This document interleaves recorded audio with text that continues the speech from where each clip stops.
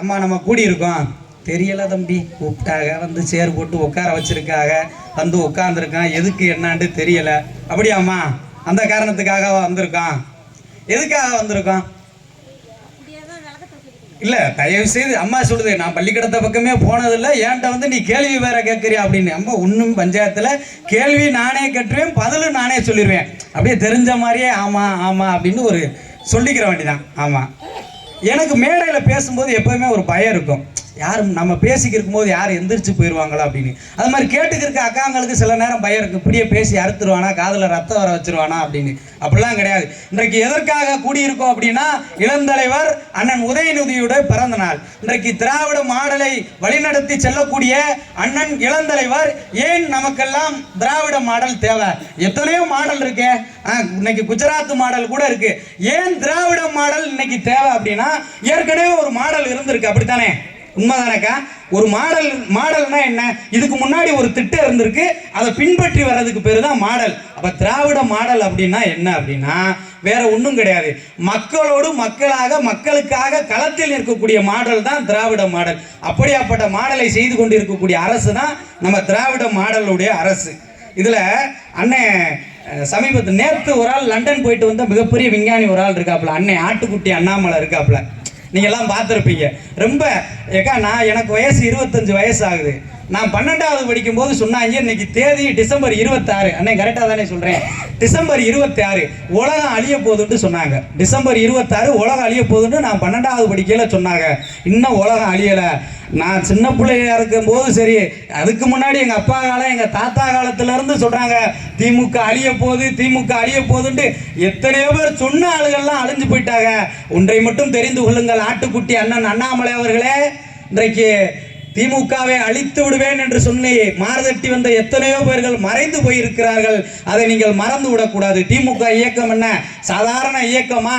தன்னுடைய 96 வயதிலும் கூட பிராமணர்கள் வகுத்த சாத்திரத்தையும் அவர்கள் வகுத்த சூத்திரத்தையும் பார்த்து ஆத்திரம் கொண்டு மூத்திரம் பெய்ய முடியாத தள்ளாத வயதிலும் கூட ஒரு பாத்திரத்தை வைத்துக் கொண்டு பரப்புரை செய்தானே, ஈரோட்டில் இருந்து வந்த தந்தை பெரியாருடைய வழியை பின்பற்றி இன்றைக்கு கவிக்கோ அப்துல் ரஹ்மானினுடைய வரியில் சொல்ல வேண்டும் என்றால், காஞ்சி கண்ட கரிபால்டி ஏழையின் சிரிப்பிலே இறைவனை காண வேண்டும் என்று சொன்ன எங்கள் பேரறிஞர் அண்ணாவினுடைய வழியை பின்பற்றி கரகரத்த குரலாலும் கருப்பு கண்ணாடியாலும் மஞ்சள் துண்டாலும் மாணிக்க தமிழாலும் அண்ணாவின் தம்பியாகவும் பேரறிஞர் அண்ணாவினுடைய வழியை பின்பற்றி பெரியாரினுடைய மானமிகு தொண்டனாகவும் வழிநடத்தி வந்த தமிழ்நாட்டில் அவருடைய காலடி தடங்களே படாத இடங்கள் என்று இல்லவே இல்லை என்று சொல்லும் அளவிற்கு தன்னுடைய வாழ்நாள் முழுவதும் மக்களுக்காகவே உழைத்த தலைவர் கலைஞரினுடைய வழியை பின்பற்றி இன்றைக்கு முத்துவேல் கருணாநிதி ஸ்டாலின் என்று தன்னுடைய பதவியேற்பு விழாவிலே சொல்லி அன்றைக்கு அண்ணன் மு.க. ஸ்டாலின் அவர்கள் பதவியேற்றிருக்கிறாரே, அவருக்கு பின்பு அவரோடு அதோட திமுக முடிஞ்சு சாப்டர் க்ளோஸ் அப்படின்னு எத்தனையோ பேர் சொல்லிக்கிறந்தான். அவர்களுடைய வாயில் மண்ணெல்லி போடும் விதமாக இளந்தலைவர் கழகத்தினுடைய எழுச்சி நாயகன் இன்றைக்கு அண்ணன் இளந்தலைவர் உதயா அண்ணன் மக்களோடு மக்களாக களத்தில் நிற்கிறாங்க. இன்னைக்கு சென்னை வெள்ளம் எத்தனையோ பேர், அண்ணன் எடப்பாடி இருக்காப்புல, எடப்பாடி பழனிசாமிக்கு என்ன கவலை? எப்படா சென்னை வெள்ளம் வரும்? அவருக்கு கவலை அதுதான். ஊர்ந்து போய் பதவி வாங்கினவர் இல்லையா? சின்னம்மா காலில் போய் ஊர்ந்து சசிகலா காலில் ஊர்ந்து போய் பதவி வாங்கினவர். அவர் ஊர்ந்து போறதுக்கு மட்டும் எடப்பாடி பழனிசாமி ஃபேமஸ் கிடையாது. சென்னையில் மழை வந்தா அன்னை வடிவேலு சொல்லுவாரு, தேம்பாறு ஓட்டம் திரும்பி கூட பார்க்கலையே சொல்லுவார்லக்கா. அந்த மாதிரி சென்னை வெள்ளம் வந்துருச்சுன்னா நேராக அவர் சொந்த ஊர் எடப்பாடிக்கு ஓடி போவாப்புல. ஆனால் இன்றைக்கு இளந்தலைவராக இருக்கட்டும், திராவிட மாடல் நாயகராக இருக்கட்டும், மழை வெள்ளம் வந்த உடனே களத்தில் இறங்கி நைட்டு 2 மணிக்கு பார்த்தீங்கன்னாலும் போய் அந்த அணையை தூர்வாரினாங்களா, அங்கே வெள்ளம் அடிந்ததா, மக்கள் பாதுகாப்பாக இருக்கார்களா, பாதுகாப்பான இடத்துல தங்க வைக்கப்பட்டிருக்கார்களா என்று மக்களுக்கான திட்டங்களை வகுத்து கொடுக்கக்கூடிய ஒரு அரசு நம்முடைய திராவிட மாடல் அரசு. அது மட்டுமா, அவர்கள் செய்த சாதனைகள் எத்தனை இருக்கு. இன்னைக்கு எடப்பாடி சொல்றாப்ல, அண்ணன் தலைவர் கலைஞரை பார்த்து எடப்பாடி விமர்சித்துக் கொண்டிருக்காரு. அவர் கார் சக்கரத்தில் தலை வச்சு படுத்த எடப்பாடி அவர்களே, தண்டவாளத்தில் தலை வைத்து படுத்த எங்கள் தலைவர் கலைஞரை பார்த்து நீங்கள் விமர்சித்துக் கொண்டிருக்கீங்க. இதனாலும் பரவாயில்ல, நேத்து கட்சி ஆரம்பிச்சவர், நேத்து தான் கட்சினா என்னன்னே தெரியாது, நேத்து கட்சி ஆரம்பிச்சவர் மேடையில் பேசுறாரு, என் நெஞ்சில் குடியிருக்கும் அன்பு அப்படின்றப்ப ஏன்னா நெஞ்சில குடியிருக்கிறது பெருசு கிடையாதுனே, நெஞ்சில குடியிருக்கிறதா பெருசு. இந்த மழை வெள்ளம் வருது, மழை வெள்ளம் வருது, ஓலை குடிசையில ஆத்தாமார்கள் ரொம்ப கஷ்டப்படுறீங்க.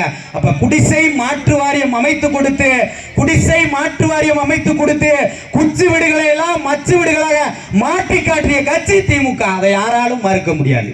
அதுக்கு ரொம்ப பேசுறாப்புல. ஒரு தடவை முடிவெண்டேன்டா, என் பேச்ச நானே கேட்க மாட்டேன்றாரு.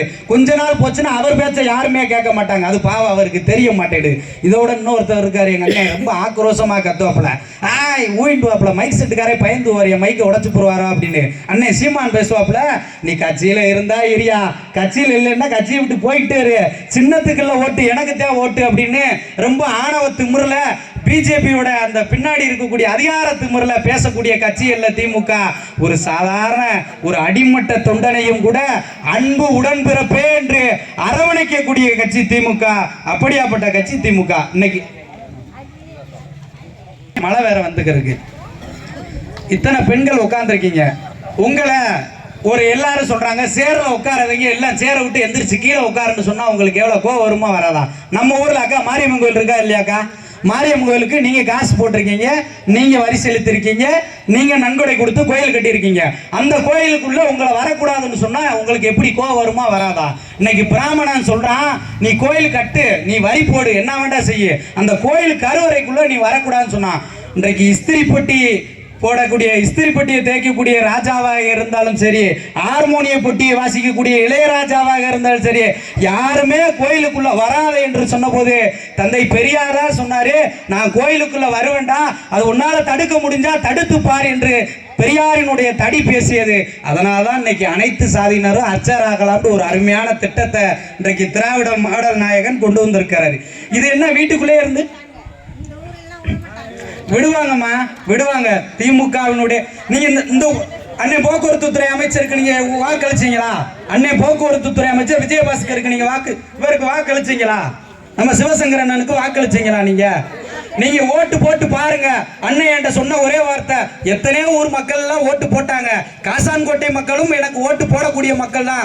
வருகின்ற தேர்தலில் 2026 சட்டமன்ற தேர்தலில் 200க்கும் மேற்பட்ட தொகுதிகளை திராவிட மாடல் அரசு பெறணும். நீங்க உங்களுக்கெல்லாம் அம்மாமார்கள் இருக்கீங்க. எங்க அம்மாலாம் மாட்டு வண்டியில கூட போனது கிடையாது. வீட்டை விட்டு எங்க அப்பா எங்கேயுமே அனுப்ப மாட்டாரு. நெசமா சொல்றேன், ஏதோ மேடைக்காக சொல்லல. மாட்டு வண்டியில கூட போனது கிடையாது எங்க அம்மா. அப்படி இருக்கிற போது மாட்டு வண்டியில் போகாத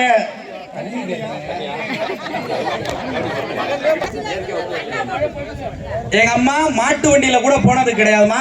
அப்படி மாட்டு வண்டியில் போகாத எங்க அம்மாவை கூட இன்றைக்கு மாநகர பேருந்துகளின் பாட்டு வண்டிகளில் இலவசமாக பயணித்துக் கொண்டிருக்கிறார். திராவிட மாடல் அரசு செய்த சாதனை. எடப்பாடி வருவாரு, கரெக்டா அந்த எலெக்ஷன் டயத்துல வருவாரு.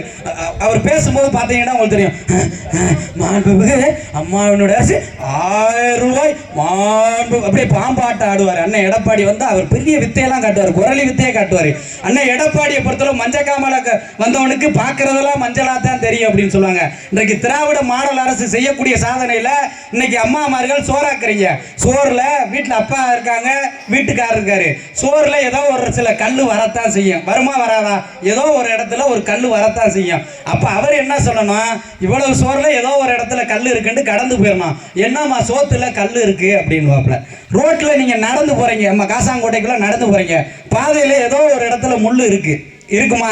அப்ப பாதையில முள்ளு இருக்கேன்னு நீங்க அந்த இதை தாண்டி போகாம வீட்டுக்கு வந்துருவீங்களா? பாதையில முள்ளு கிடக்கு அப்படின்னு. இன்னைக்கு எடப்பாடி பழனிசாமி அப்படித்தான்.